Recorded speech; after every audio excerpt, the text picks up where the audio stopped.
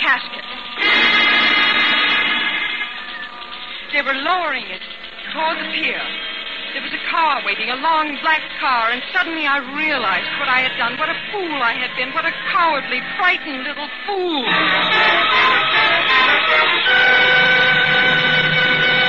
Wait! Stop them! Don't let them take it. Don't let them. Wait, please. You mustn't touch that casket. There's something wrong. Huh? Hey, what's the matter with you, lady? Get out of the way, will you? But there's a man in there alive. He's hiding. Sure. Hide and go seek he's played in a coffin. Go on, lady. We got work to do. Slam those rear doors tight, Ed. Please, you must listen to me. If you won't, I'll call the police. Someone has got to stop him. Did I hear you call for the police? Oh, yes, these men won't listen to me, but there's a man hiding in this casket. Of course there is. We put him in there, Judith. What did you say? I said we put him in there. Or rather, we let him walk right into our trap. Wait a minute. Are you trying to tell me there's someone else inside that casket? Well, surely you're not trying to say that you thought I was in there. But who else? Who else? Why, the blackout killer, of course. Then he's getting away. You're letting him get away. No, Judith. No. Those men know who's inside that casket. And they know right where to take him. Take him? You know, Judith, for someone who helped plan this entire thing, you're acting very strangely. I'm acting strangely. It's almost as if you didn't know who I am at all. I don't. What? I said I don't know you. I still don't. But the night I dropped my billfold, I thought surely you... All I learned that night was your real name, Charles Drew. You mean you didn't look at the rest of my papers? Certainly not. But that's amazing. Say, you are different. Yes, and I suppose you're the everyday run-of-the-mill type. Look, what is this?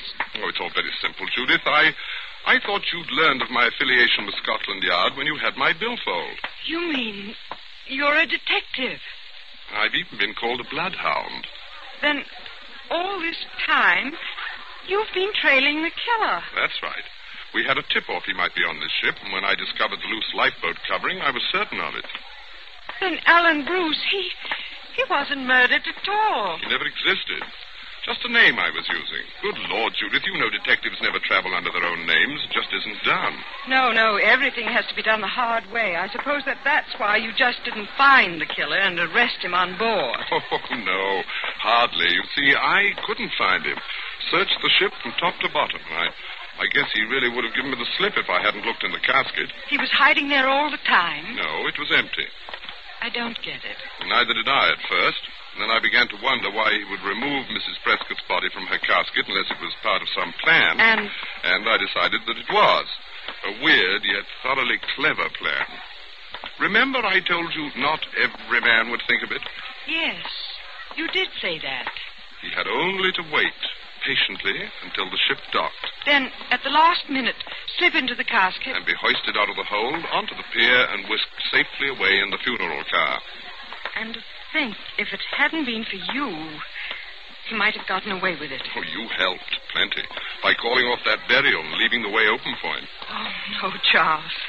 I nearly wrecked everything. I thought you were the killer. Well, no wonder you avoided me. I was so mixed up. I thought I knew so much. No, it's my fault, darling. I overestimated you. Is it all clear to you now? Well, no, that is, it's clear about how, well, the killer and the casket, but I don't know whether... What? You mean about the lifeboat and... No, about you. I'm not clear whether or... You mean whether or not I'm really Scotland Yard?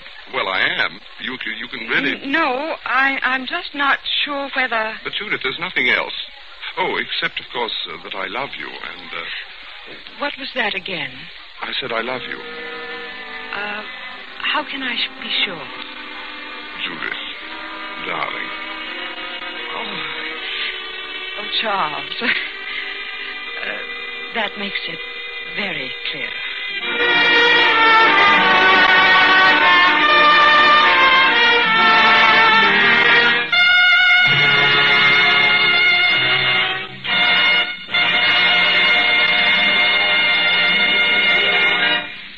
so closes Voyage Through Darkness, starring Olivia de Havilland and Reginald Gardiner. Tonight's study in Suspense. Suspense is produced and directed by William Spear. This is Olivia de Havilland. I have certainly enjoyed appearing here tonight on Suspense, which is a program I've admired for a very long time. Our government has asked us to bring to the attention of women listeners a very important message. In spite of our wonderful victories on all the fighting fronts, you must remember that the war is by no means over or nearly over. Hundreds of thousands of women must get into war work this year. You're desperately needed, both because you are admirably fitted for these jobs and because you represent the only adequate source of labor to replace the men in the armed forces and in the heavy war industries.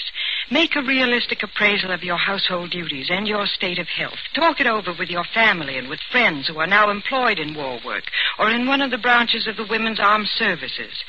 If you are still in doubt after analyzing the situation, go to the United States Employment Service Office and ask for information about the kinds of full-time or part-time jobs for which you are best suited. We cannot stress too highly how vitally necessary your immediate action can be. And here is a thought for everyone. 6 million Americans are fighting overseas. Here at home, let us all remember that until final victory everywhere, winning the war still comes first with every last one of us. Reginald Gardiner appeared through the courtesy of 20th Century Fox, producers of Darrell F. Zanuck's Wilson. Next Thursday, same time, Joseph Cotton will be your star of Suspense. Presented by Roma Wines. ROMA. Made in California for enjoyment throughout the world.